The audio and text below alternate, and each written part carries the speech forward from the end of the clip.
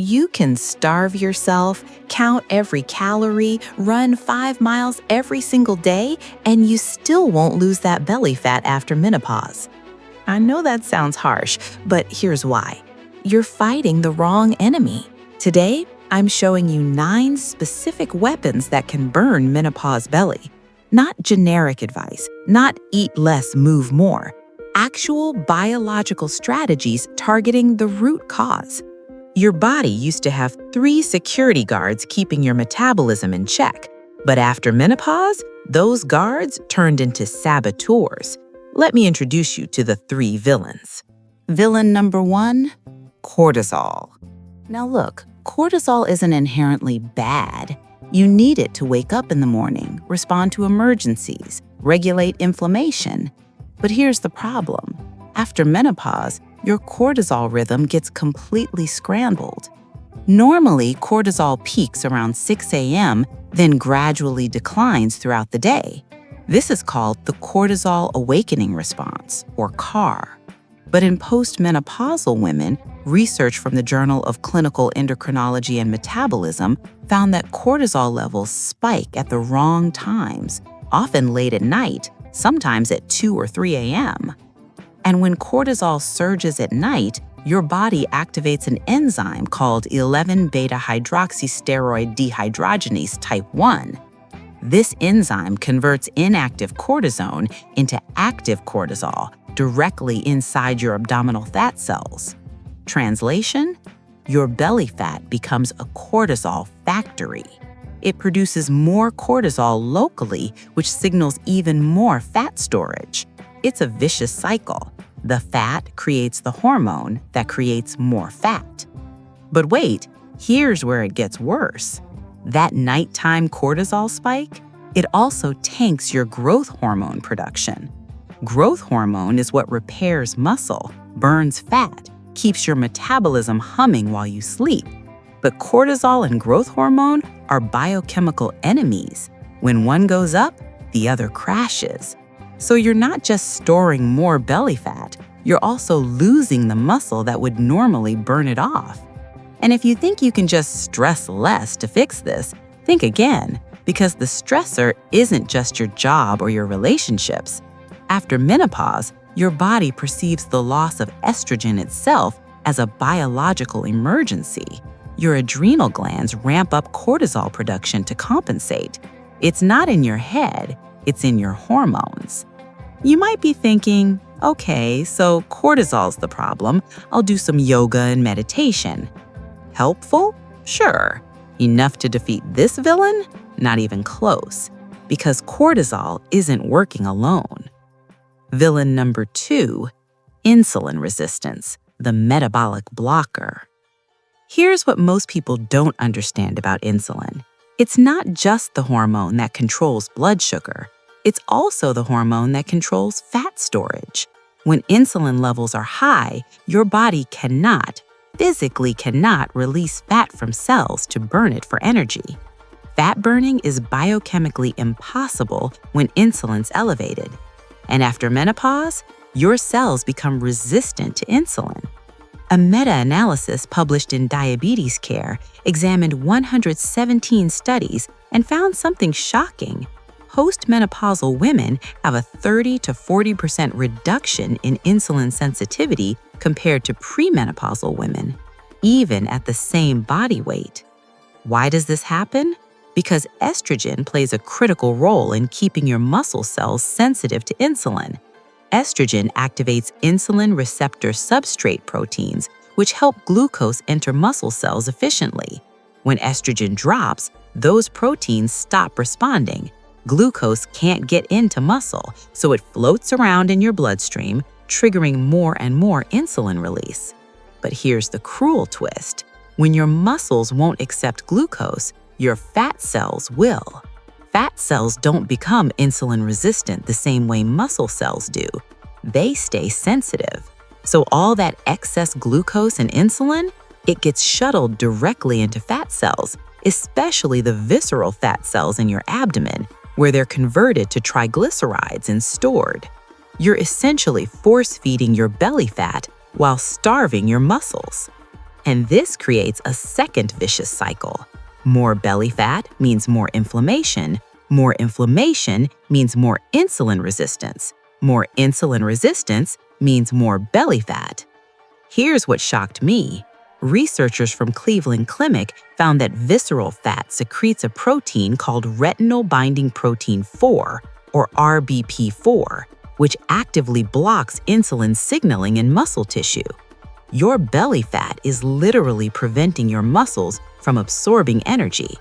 The parasite is protecting itself. Villain number 3, estrogen decline, the belly fat redistributor. Now, you already know estrogen drops during menopause, but what you might not know is how that affects where your body stores fat. Before menopause, estrogen tells your body to store fat in your hips, thighs, buttocks, what's called subcutaneous fat. This fat is metabolically harmless. It's just energy storage. But estrogen also actively suppresses fat storage in your abdomen. After menopause, that suppression disappears. A Japanese longitudinal study published in the Journal of Clinical Investigation tracked women for 10 years through menopause and discovered something disturbing.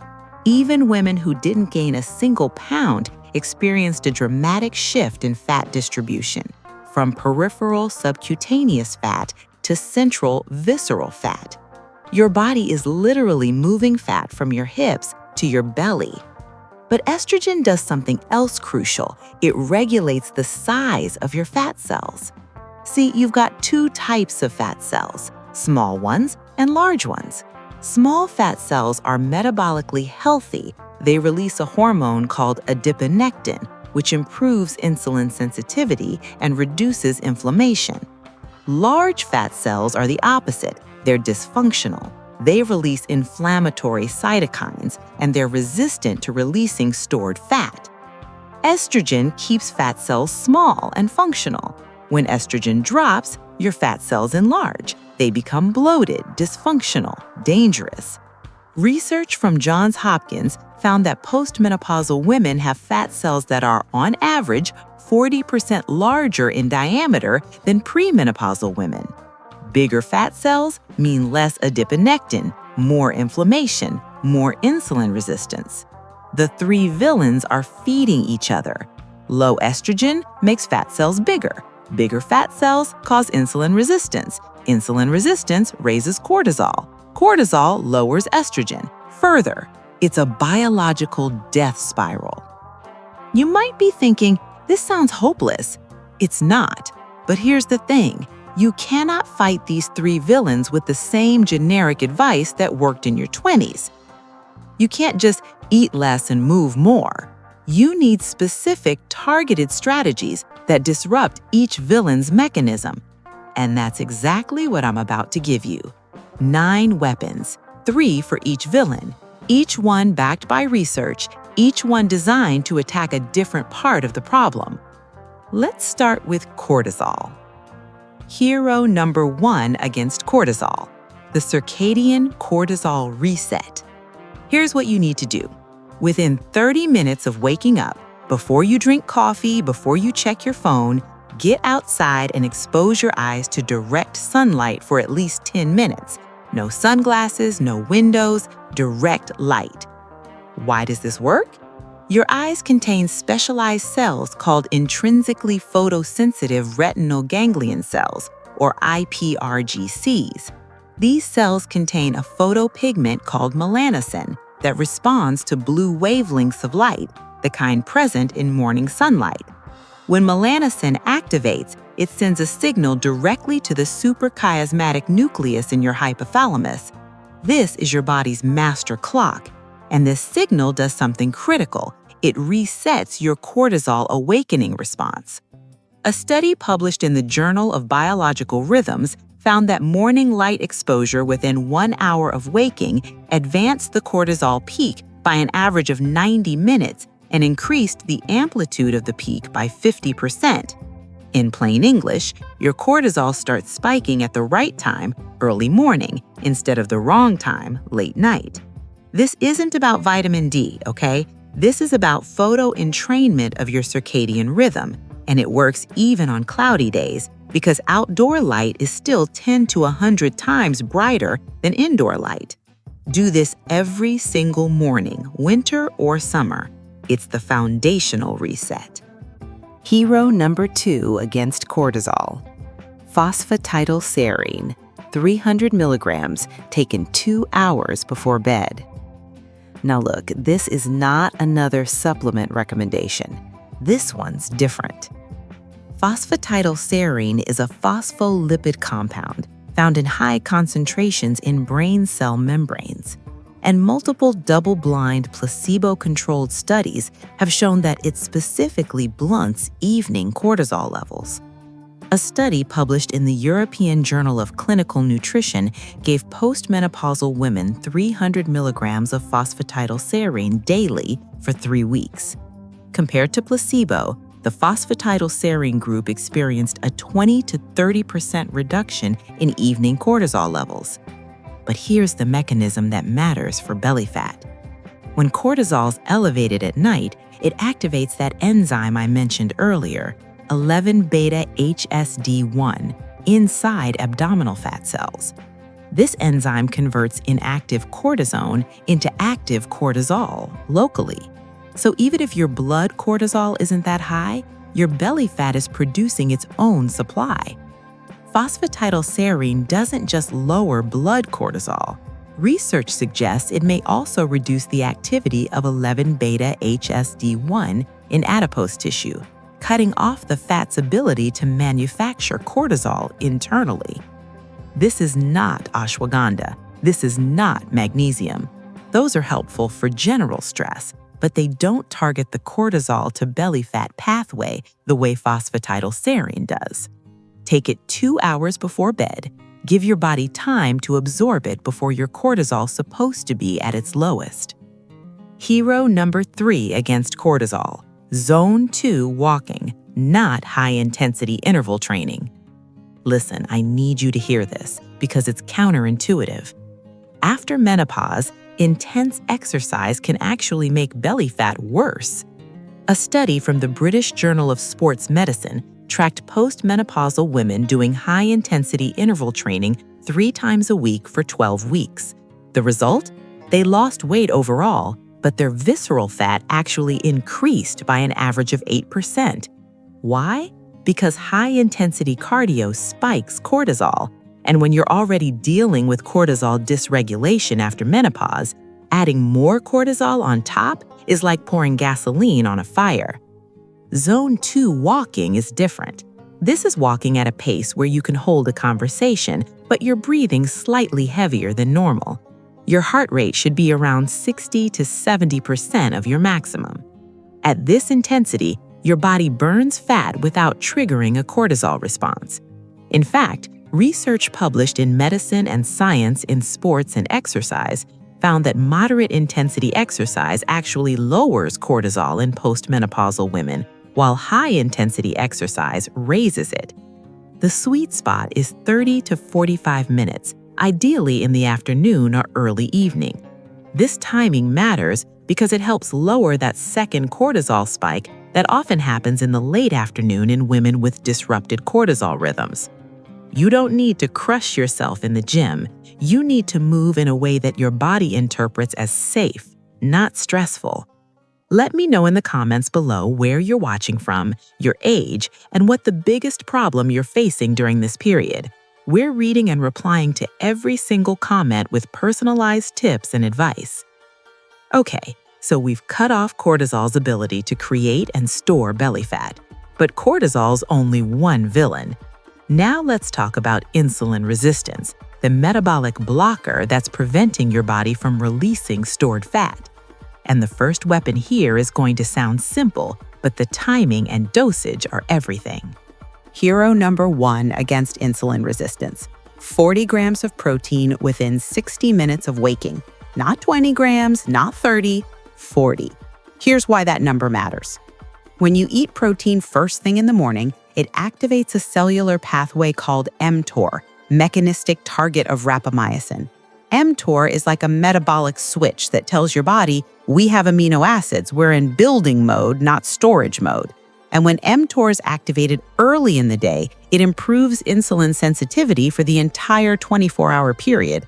A study published in the American Journal of Clinical Nutrition found that women who consumed at least 35 grams of protein at breakfast had a 25% improvement in whole-body insulin sensitivity compared to women who ate a carbohydrate-heavy breakfast, even when total daily calories and protein were identical.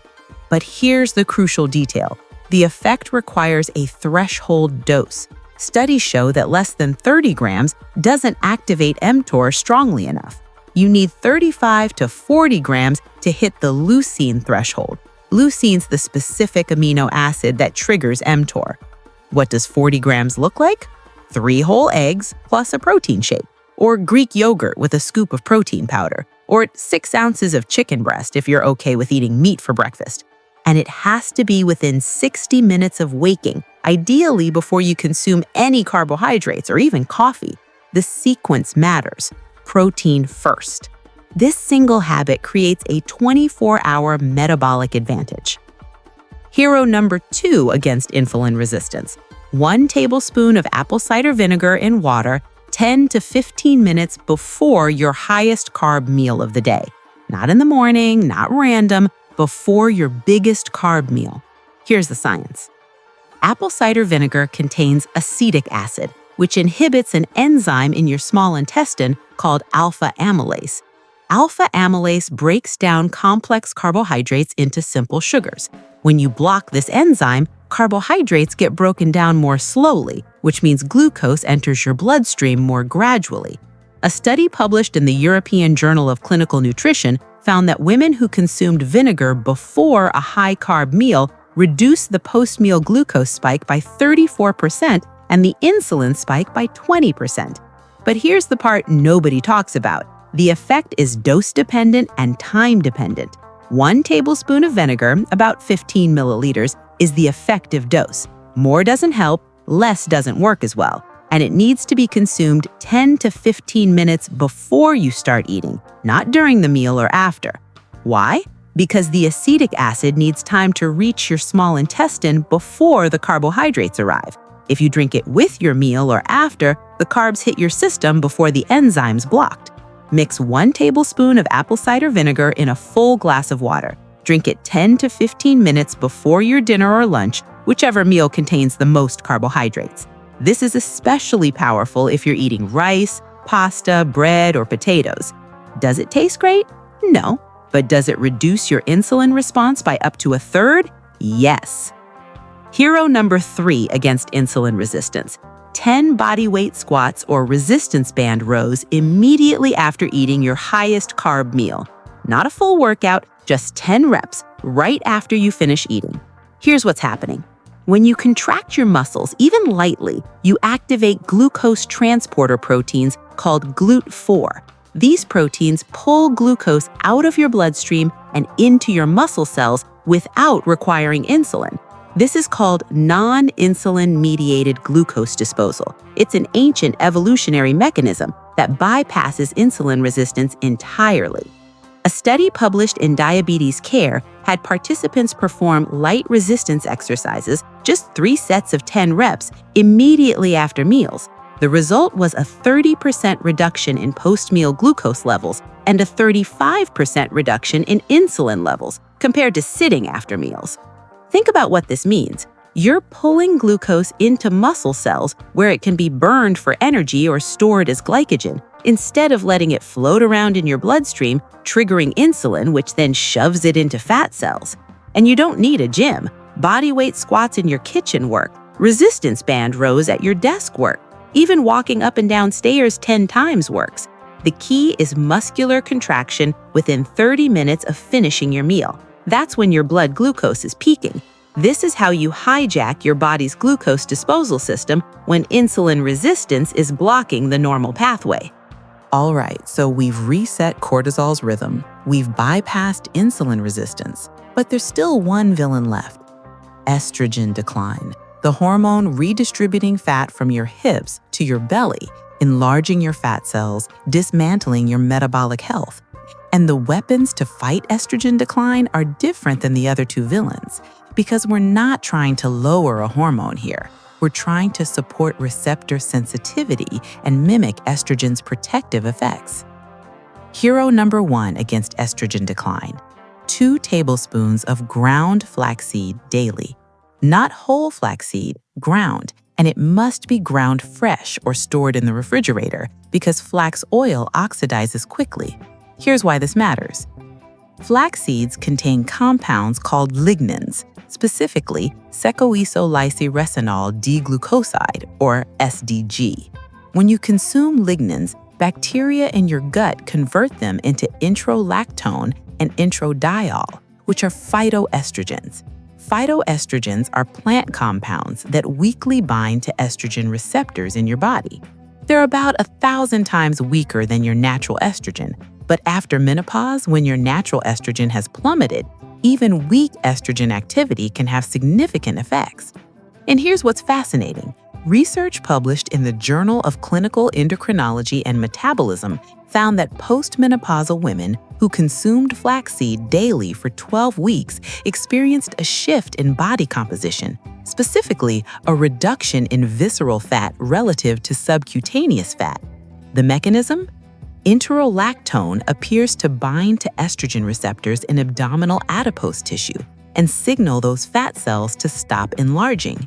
It's like a weak version of the signal your body used to send when estrogen was abundant. But there's a catch. You need gut bacteria to convert lignans into introlactone. If your gut microbiome's disrupted, say from antibiotics or a low-fiber diet, you won't get the benefit. So pair flaxseed with probiotic-rich foods like yogurt, kefir, or fermented vegetables. The bacteria do the work. 2 tablespoons of ground flaxseed added to smoothies, yogurt, oatmeal, or salads every single day. Hero number 2 against estrogen decline: heavy eccentric lifting with 3 to 5 second negatives twice per week. Now, let me clarify what I mean by eccentric. Every lift has 2 phases: the concentric phase, where you're lifting the weight, and the eccentric phase, where you're lowering it. Eccentric training means you focus on the lowering phase. You lower the weight slowly, taking 3 to 5 seconds while resisting gravity. Why does this matter for estrogen and belly fat? Because eccentric training specifically upregulates estrogen receptor alpha in skeletal muscle. A study published in the Journal of Applied Physiology found that eccentric resistance training increased estrogen receptor alpha in muscle tissue by up to 40% in postmenopausal women after just 8 weeks.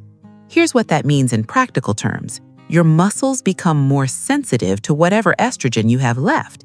Even though your estrogen levels are low, your muscle cells can respond more strongly to the small amounts circulating in your system. And when muscle tissue is more sensitive to estrogen, it improves glucose uptake, increases fat oxidation, enhances muscle protein synthesis. You're essentially amplifying the weak signal. This isn't about burning calories during the workout. This is about changing receptor biology. Compound movements work best. Squats, deadlifts, rows, chest presses. Pick 3 to 4 exercises. Do 3 sets of 6 to 8 reps, focusing on a slow, controlled lowering phase. And do this twice a week. That's all you need. The muscle damage from eccentric training also triggers beneficial adaptations in mitochondrial function, which improves your metabolic rate even at rest. Hero number 3 against estrogen decline: evening primrose oil, 1,000 milligrams with dinner. Now, here's where we need to talk about a hormone most people ignore: progesterone. See, when estrogen drops during menopause, progesterone often drops even more dramatically. And when the ratio between estrogen and progesterone gets out of balance, when you have relatively more estrogen compared to progesterone, it's called estrogen dominance. And estrogen dominance, even with low absolute estrogen levels, promotes abdominal fat storage. Evening primrose oil contains gamma-linolenic acid, or GLA, which is an omega-6 fatty acid. But unlike most omega-6 fats, GLA's anti-inflammatory, and more importantly, it supports the production of prostaglandin E1, which helps maintain progesterone levels. Research published in the Journal of Reproductive Medicine found that women who supplemented with evening primrose oil for 12 weeks experienced improvements in the estrogen to progesterone ratio and reductions in menopausal symptoms, including weight gain. The mechanism works through an enzyme called delta-6 disulfonase, which converts dietary fats into hormone precursors. After age 40, the activity of this enzyme declines significantly, which is part of why progesterone drops so sharply. Evening primrose oil provides GLA directly, bypassing the need for delta-6 disulfonase. Take 1,000 milligrams with dinner.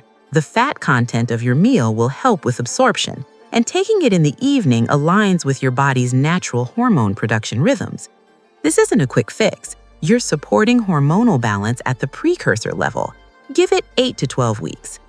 These aren't generic tips. These are targeted, research-backed strategies that disrupt the specific mechanisms keeping belly fat locked in place after menopause. If you want to watch 5 exercises that can help you during menopause, click on this video. And if you find this video valuable, please give a like. By doing this, YouTube will show this video to more women who might benefit from it, allowing you to help others as well. Thank you.